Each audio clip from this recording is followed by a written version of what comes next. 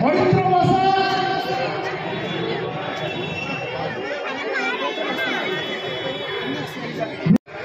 প্রজিত সেন প্রজিত সেন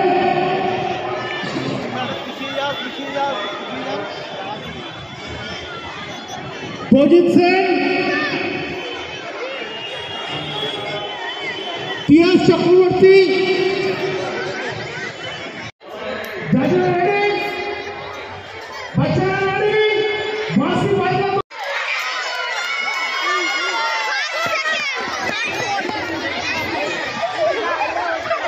পরিষ্কার হয়ে গেছে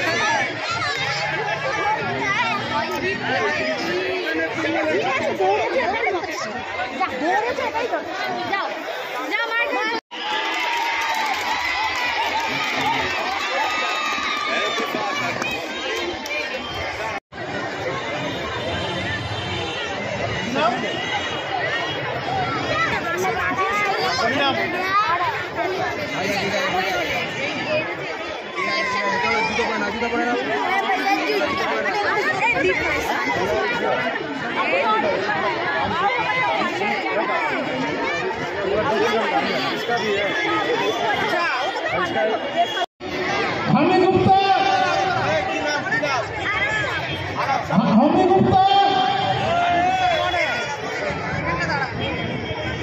मेघराज मिश्रा विमल मंडल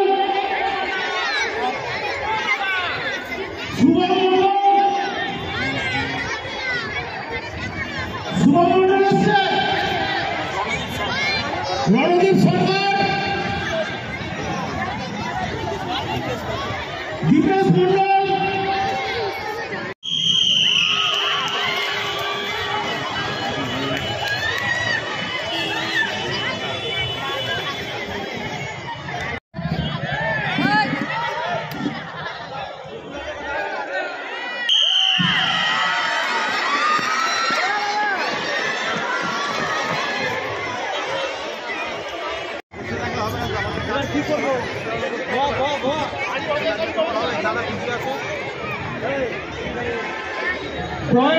শুরু হবে যারা নাম দিয়েছ বিভাগে যারা নাম দিয়েছ তারা লাইনের কাছে চলে এসো নাম দেখা হবে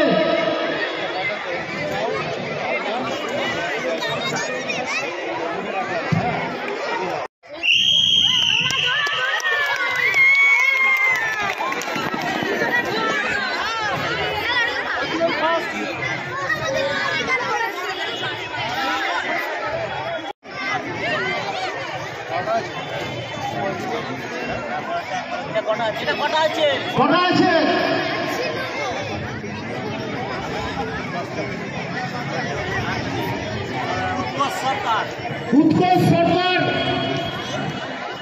উৎকর্ষ সরকার দশাই 11টা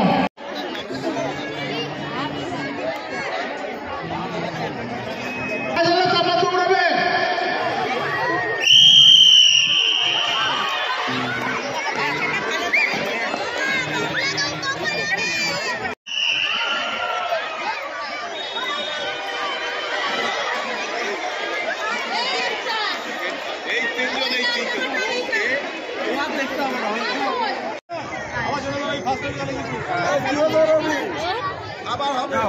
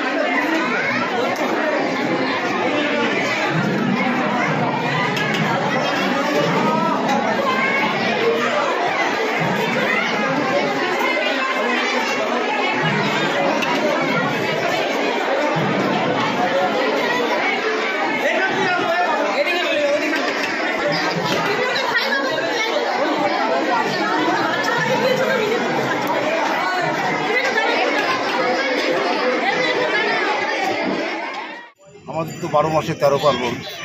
এখানকার যে কাউন্সিলর সুজিত মণ্ডল, যার নিকনেম হচ্ছে মিন্টু হিসাবে সবাই পরিচিত, মানুষ তো আজকের দিনে পড়াশোনা করে তার কিছু করার জন্য, কিন্তু মিন্টু এমন একটা ছেলে, আমি ভগবানের কাছে কায় মনোবাক্য প্রার্থনা করি এই রকমের সন্তান যেন ঘরে ঘরে যেন জন্ম নেয়। একে দেখি সকাল থেকে সারা দিন কার কোথায় কী অসুবিধা হচ্ছে না হচ্ছে সমস্ত কিছু সেগুলো করে থাকছে। আর এই যে 12 মাসের যে 13 পার্বণ, আমাদের স্বামীজি শক্তিপীঠ ক্লাব সেই প্রথম বৈশাখ মাস থেকে শুরু করে যত রকমের সেই সাংস্কৃতিক অনুষ্ঠান, ধর্মীয় অনুষ্ঠান এবং সাংস্কৃতিক অনুষ্ঠান, সমস্ত অনুষ্ঠান কিন্তু অত্যন্ত সাংঘাতিক। করে হয়তো ঘরে পয়সা নেই, আমি ওর খুব কাছের জানি, নানান জায়গা থেকে সংগ্রহ করে ও কিন্তু করে। আমি মাঝে মাঝে তো বলি যে মিন্টু তুমি যে এইরকম করছো চারিদিকে ধার দেনা করে, তুমি কী করে করবে? বলো না স্যার, এরা আমাকে ভালোবাসে, আমাকে এরকম করতে হবে। ও কার বিয়ে হয়নি সেখানে সে ছুটে যাচ্ছে, সোনার জিনিস দিতে হবে, কার কি আলমারি। আমি খুবই গর্বিত যে এই রকমের একটা কাউন্সিলর আমাদের এই 15 নম্বর ওয়ার্ডে রয়েছে। আমরা খুবই গর্বিত এবং আমি ভগবানের কাছে প্রার্থনা করি এই রকমের কাউন্সিলর যেন আমাদের সমস্ত ওয়ার্ডে যেন এইরকম কাউন্সিলর জন্মায়, তাহলে কিন্তু আমাদের এই উত্তর 24 পরগনায় সোনায় পরিণত হবে। আপনার নাম? আমার নাম অশিস কুমার বিশ্বাস। শক্তিপীঠ সংঘের আজকে বিবেকানন্দ জন্মদিন উপলক্ষে এরকম এলাকার শিশুদের নিয়ে একটা ক্রীড়া প্রতিযোগিতা, বাৎসরিক ক্রীড়া প্রতিযোগিতা অনুষ্ঠান হচ্ছে। যারা এই যে অংশগ্রহণ করছে তাদেরকে উৎসাহের জন্য কি বলবেন? এটা আমাদের যেহেতু আমাদের বীর সন্ন্যাসী বিবেকানন্দর নামে আমাদের এই ক্লাব আমাদের বহু পুরনো ক্লাব। 1956 সালে এই ক্লাবের আমাদের ভিত্তি স্থাপন হয়। আমাদের যারা পূর্বপুরুষ ছিল এই ক্লাব প্রতিষ্ঠা করে গেছে।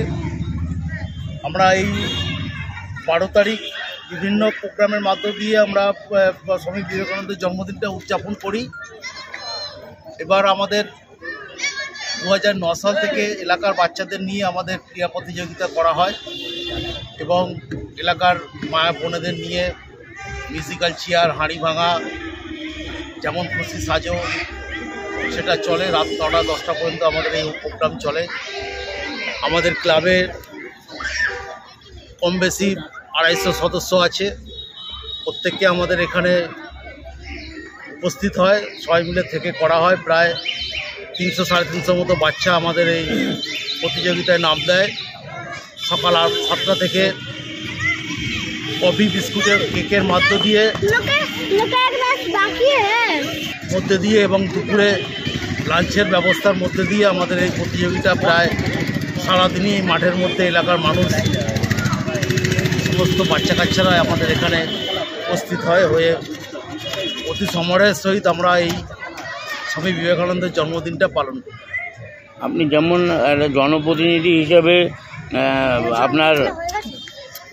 আপনার ওয়ার্ডে কাজ করে থাকেন, ঠিক তেমনি আজকে ক্লাবের সদস্য হিসেবে সকাল থেকে খেলা পরিচালনায়ও আছেন, কি বলবেন? না, এটা যেহেতু আমরা সবাই মিলে এটা পরিচালনা করে থাকি। আজকে যেমন আমাদের এখানে একটা বিবেকানন্দ সরণি বলে একটা রাস্তা আছে, এলাকা আছে, সেই এলাকায় একটা বিবেকানন্দ মূর্তি স্থাপিত করা হলো, উদ্বোধন হলো সেই মূর্তি আজকে। এবং দায়িত্বটা থেকে থাকে সাধারণ মানুষ হিসেবে বলুন, আর ক্লাবের সদস্য হিসেবে বলুন, কাউন্সিলর হিসেবে তো একটা দায়িত্ব থেকেই থাকে। গুরুত্বপূর্ণ দায়িত্বগুলো কাঁধে নিয়ে পালন করি, সবাইকে সাথে নিয়ে। সবাই হেল্প করে, না সবার সাহায্য না হলে তো এত বড় কাজ করা সম্ভব নয়। যেমন ওয়ার্ড চালাতে গেলে যেমন আমার ক্লাবের সদস্য আছে, যারা আছে, মানুষ যারা আছে, এই আমার পাশে বসে আছেন, ইনি প্রফেসর মানুষ, ইনি সমস্ত ব্যাপারেই আমাদেরকে সহযোগিতা করে এবং আমাদের সাথে থেকে কাজ করে। আমার কাকা আছে আমাদের এই সংঘের সভাপতি, ইনি সর্বদাইটাই আমাদের সঙ্গে থাকেন, সমস্ত ব্যাপারে ইনি থাকেন। আমার পাশে বসে আছে ক্লাব সম্পাদক দীনেশ মণ্ডল, এ অনেক গুরুত্বপূর্ণ দায়িত্ব নেয় এবং অনেকগুলো দায়িত্ব নিয়ে কাজ করে। সবাই মিলে থেকে আমাদের এখানে ফুটবল টুর্নামেন্ট থেকে শুরু করে ক্রিকেট টুর্নামেন্ট এই মাঠেই হয়।